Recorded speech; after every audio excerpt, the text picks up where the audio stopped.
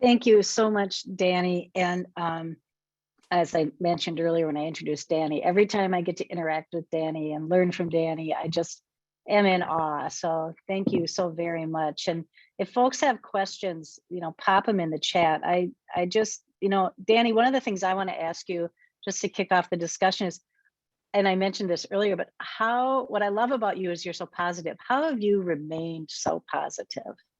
How do you do that? Sometimes it's a second thought, to be honest. So this is maybe oversharing or maybe not. In emails, I would write what I need down, but then remember, I care about this person or I care about this relationship, and I take the time to go back and reformat an email so that I say something positive in there, because that also keeps me going. And I know when I get an email and there's that personal touch around just, hey, can you do this, or that when we have that connection. So sometimes it's not automatic, and I do have to remind myself to be positive. But there has been a lot of darkness, as you might get a little bit from the talk I just gave, that's behind the scenes. And so I'm really lucky to have loving people in my family that can remind me to be good.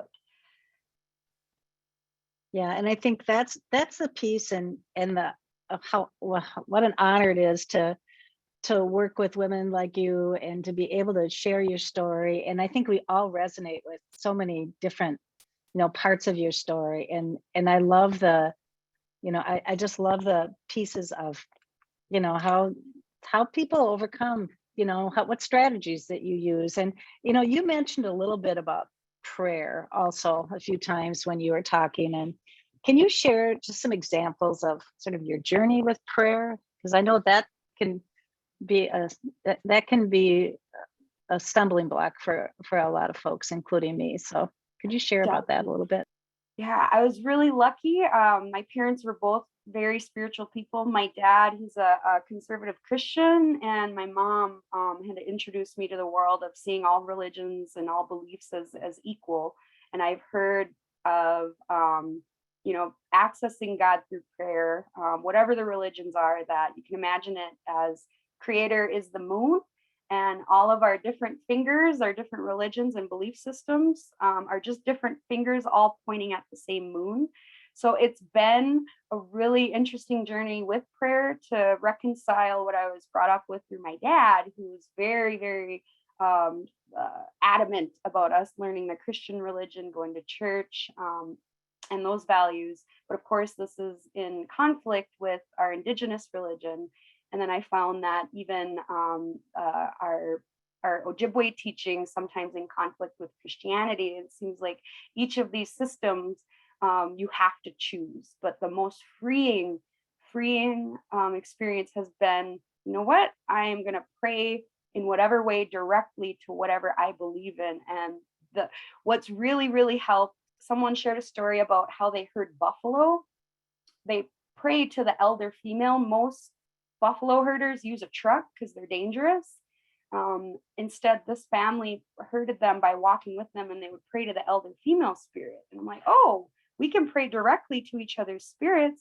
We can pray directly to Creator without having it needing to feel like this, really holy thing. But it's been a practice of sitting, trying, lamenting, crying out, and then the flip side of that, being very grateful. But it is this most intimate, personal way of praying that I've found, that visions might come across my mind's eye ever so often that keep me going, and little breadcrumbs. So I encourage anybody, in whatever way it works, to just have that intimate connection with whatever comes across your mind's eye, or when you're thinking and it feels right, like that is your creator, or that is your spiritual sense. And to keep practicing, pulling it out and just seeking it, whatever it is. Like, even if it's, my kids were joking, what, mom, like, what if people believed in a chicken, like a chicken god? I'm like, chicken god's real. Creator's infinite, that whatever we realize and manifest in our own little minds, like that is what's real, because creator is infinite. So if that works for you, that's it. I love it. And thanks. And I know, Dani, folks are populating the chat, thanking you for sharing your story. And, I loved Elise's comment here too, that, thanks for sharing your story, which is medicine, which is a really, so there's a lot of great comments in there. And we just had a question come up. From Delaney, how do you help your community navigate grants? The process can be tedious. So just sort of curious what you help with. Yeah, so we, with our Bois Forte food sovereignty group, we are completely grassroots, and we don't really have plans to incorporate into anything soon. So what we do is we use fiscal agents. So if we see a grant opportunity, we ask our loving partners that are around us through our other fellow human connections to see if they would be interested. So we're really lucky that way. In terms of like navigating the grants, working with private foundations, it is a lot easier in terms of, fulfilling, grant requirements and with state and federal grants, I don't want to knock them too much because I know they do a lot of good, but the relationship and the power dynamic can be kind of an icky feeling when you're working on a grassroots. You don't know, and how people might talk to you in conversation. It's just really a lot.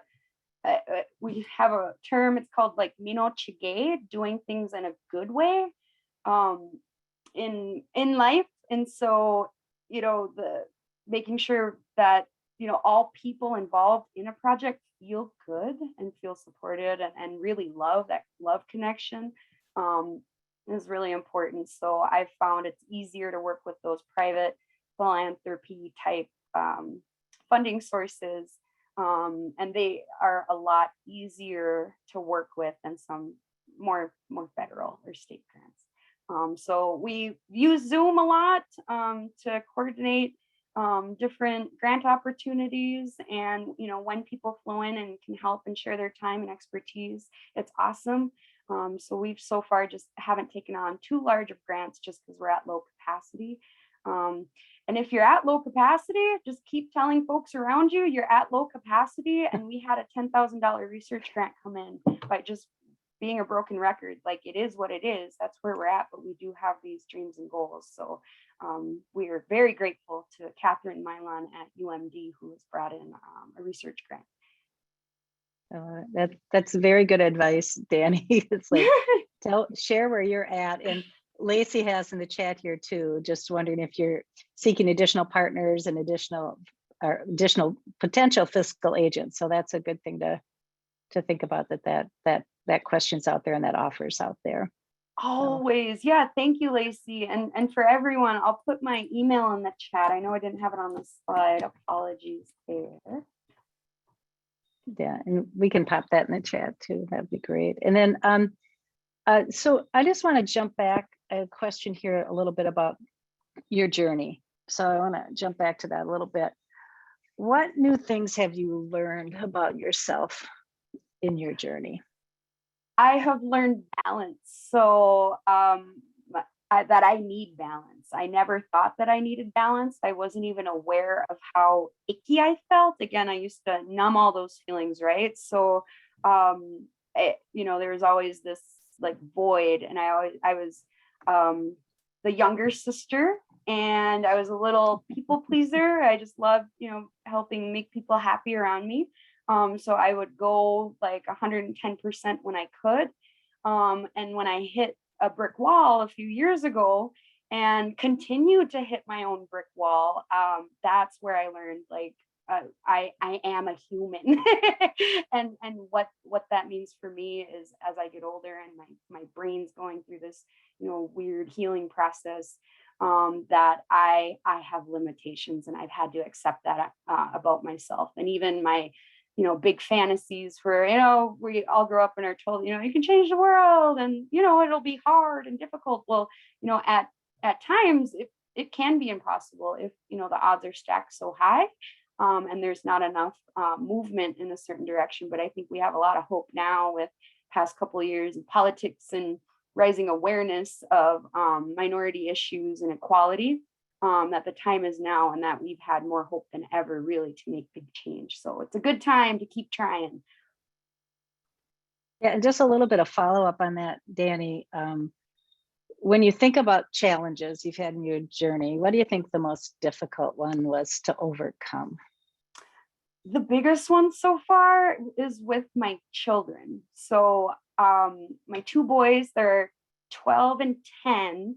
And it is learning that balance. I think that negotiating of how much I'm able to give, but then I sometimes feel like I give too much and I lose time with my kids, or I don't, have like any eternal or internal resources that I would otherwise need to, get them moving outside or to do the daily battles back and forth. So I became like a yeller type mom, which is just for me so cringy because I like to be peppy and positive.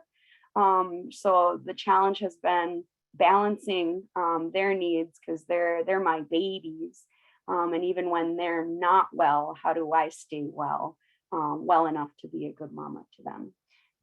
That's been the hardest. And I think family wise too, my grandma being in the nursing home, it is so contrary to like our Ojibwe values, that, and that's a daily thing. I love my grandma. She's doing great in the nursing home, but her dementia has taken her more farther away from us too. And when I want to go see her, I just want to cry. So I had a period of time where I didn't see her as often as I used to because I don't want to just show up and cry all over that poor lady. So things that have made me live outside my values. And it just comes down to, it is what it is. And that has been, a hard thing to accept. But at times, there's only so much we can do. And Dani, in the chat, you'll see you're getting a lot of support here too. Yay. from everybody on here that's been or is where you're at, and just thinking about what kind of advice, thinking about that, and we're all in situations, and oh my God, are we still in COVID? Oh my God, it's just crazy. But when you think about somebody who's sort of in the muck of it right now, what's your advice to them? Prayer, even if it's not to any sort of entity, even if it's to your own self. I lost my inner voice, or maybe I don't even know if I really had one. I probably, had it. But I had lost that. And just through the experience, I'll even tell myself if I don't have faith or I don't have hope, or all those things are gone from me, that, this could just be psychosomatic. Maybe atheism is real and we just evolved and we're just here and all of that is real. But, if this is working and I have experiences where it is working, I can work on convincing myself, but really honoring that inner voice. A lot of times, in the world, we're taught to just push it down. I would say pull it out, even if it seems like, garbage or whatever it is. Like if that is it for now, then that's just where it is. And the second piece of advice and follow up is things don't come in the times that we want them. And maybe they never come and maybe we never get answers. So to just bite the bullet. And the biggest advice is I've had days where I've been too scared to get out of bed. Then, I am safe in that bed. So I will just bite the bullet. I won't go out and do anything stupid because that's a daily thing for me. Don't go out and go drink or whatever it is. Bite the bullet, and I will survive another day. And then the other day comes. It's just been a slow and steady process of being patient. Yeah, and just a question I just got from a presentation that we were involved in earlier a couple months ago, I guess. So you as a homecomer, so as you mentioned, you went East Coast for high school, West Coast, college, and then you decided to come home. And what is the good and the bad of being home and raising your kids on the reservation? So the being good is we have our family around. So knowing our family and being connected to family has been a really big thing for us. we don't often go hang out or do much. We're little homebodies. So we have work to do there. Them being exposed to language, Ojibwe language when they went to the high school.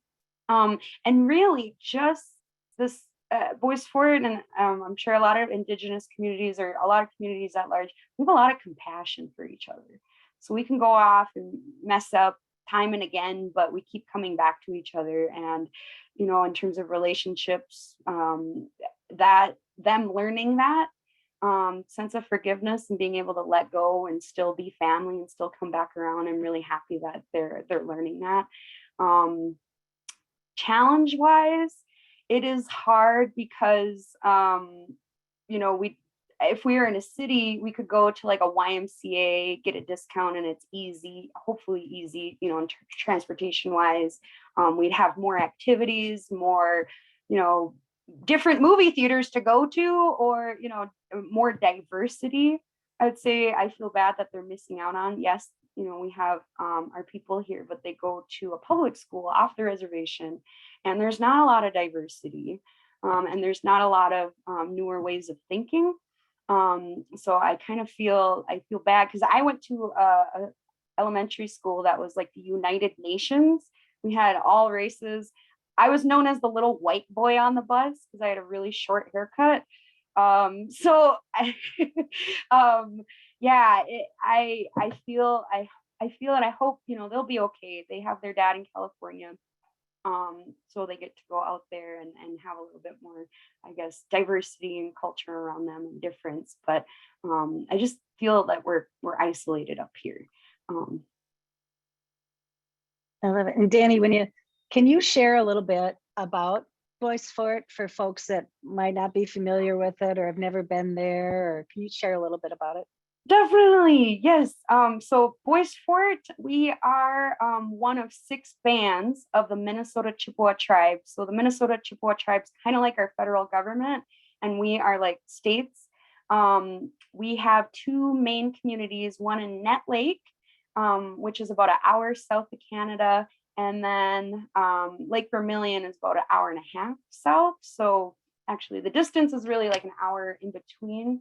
We have our beautiful Bois Forte or Fortune Bay Resort and Casino, and that opened in 1986 with just a small bingo hall. And a few months or maybe half a year before my grandma went into the nursing home, I took her to the bay to go get her cigarettes, and she stepped out of the vehicle and she looked at, you know, it grew from this small bingo hall to this big resort. We have a golf course, a marina, a museum, and she just went, I didn't think it was going to work.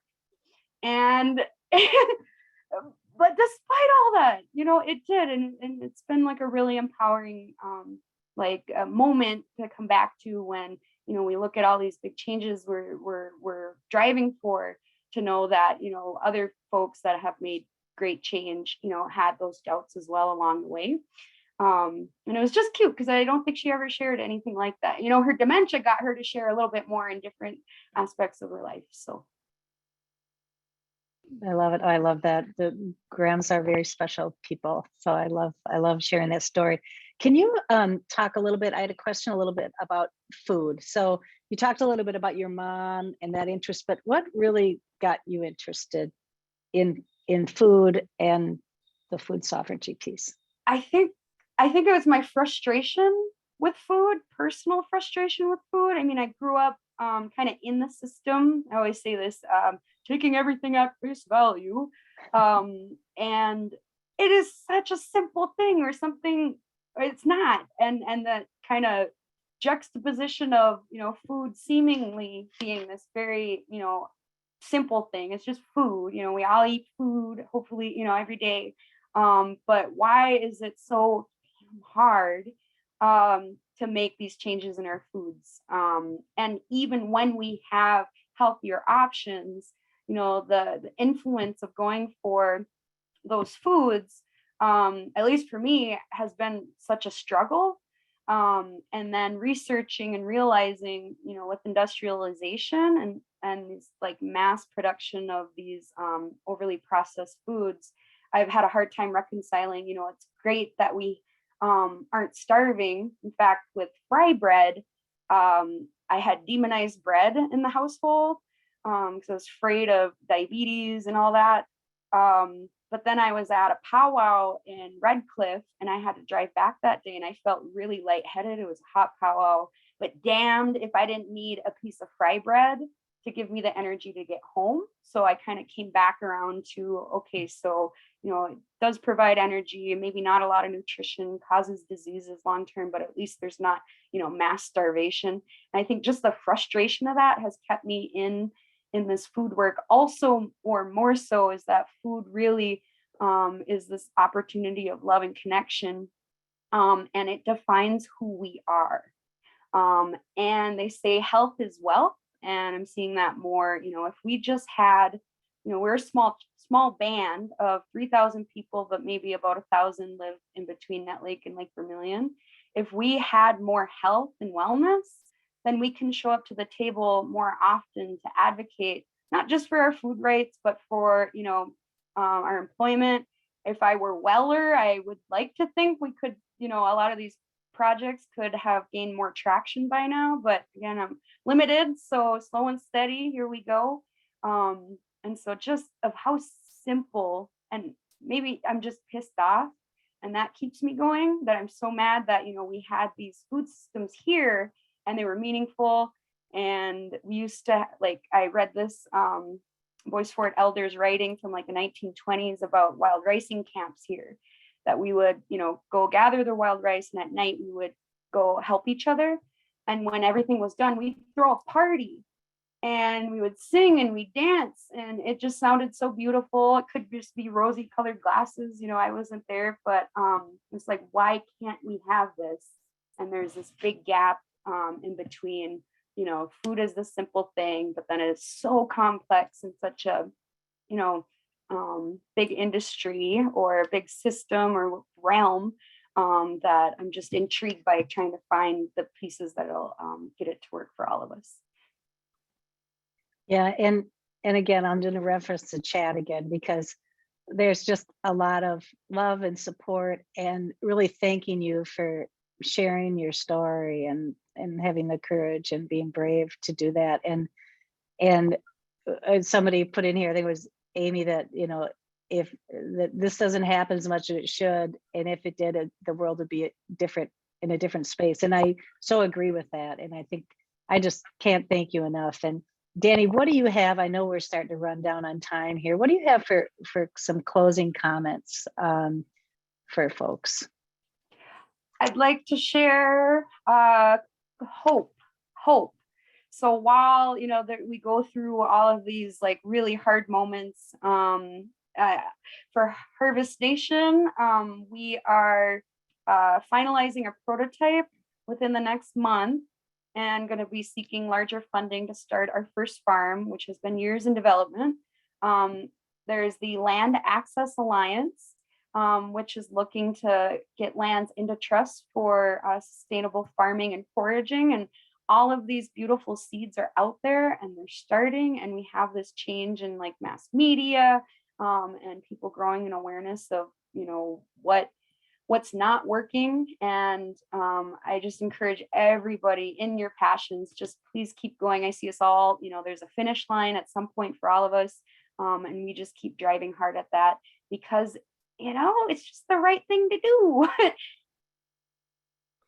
I love it. And I know Emma just popped in the chat the websites for Land Access Alliance and Harvest Nation. So be sure to check those out. And that's really exciting about Harvest Nation. And that's a whole nother webinar that we could talk about, with what's your business model with Harvest Nation, and these amazing, you and your mom and your auntie and sister building this incredible organization. And Land Access Alliance, another really amazing organization led by women that's really trying to make a difference. So Dani, I just can't thank you enough for sharing today. And I knew that this would be an incredible webinar, and I knew it would be a very personal webinar. And as I said, every time I get to connect with you and meet with you, I learned so much more. And I guess in closing, I would just say too, if you had advice for if you have some advice for women who are on this webinar right now, who are going to watch the video of how we can better support each other as rural women, what would that be? That would be sharing more of yourself. I've found a lot of my projects develop better and quicker and faster when I know people a little more intimately, ups and downs. And I think, you know, sharing space. I had one community partner who was having some, you know, life happens, and I just said, honestly, if you know whatever program you were worried about when life happens is like, you know, then cool, we don't want to really do work, or I personally don't want to do work like that. If someone, you know, again, that compassion, that's why I love Bois Forte so much, is that there are enough of us to do good work. So if you know, you personally, or you know someone around you needs to take a step back to even maybe offer that to them, not, you know, I don't know how you would phrase it, but just to give space for people to be where they're at in their journeys, and to share some of your experiences, like, hey, I've been there too, or oh, hey, that was really rough, or just, you know, an extra phone call or an extra text, just like, how's it going, or that really meaningful connection, person to person, beyond the project. So remembering we're all humans, and we're all people, and to connect on the people level, also as the project level. Yeah, no, that's great advice. And I think with COVID too, it's all sort of made us step back and give each other grace, and figure out how we can, you know, how do we better connect it as people, as women. So I'm just really thankful and honored to do this work. And now I have to do, of course, a couple of pitches about 100 rural women. And Dani's been, you know, I met Dani in the very beginning as we were building this, and she's just, your work, your story has had a lot of influence in the work that we're doing. And a couple things just on the food side, we have a book group, a virtual book group, you guys. We meet the second Wednesday of each month at 7 at night. And Terry, our board chair, is like a book group guru, ran book groups for the Minnesota Women's Press for years. And we do nonfiction one month, fiction the next month.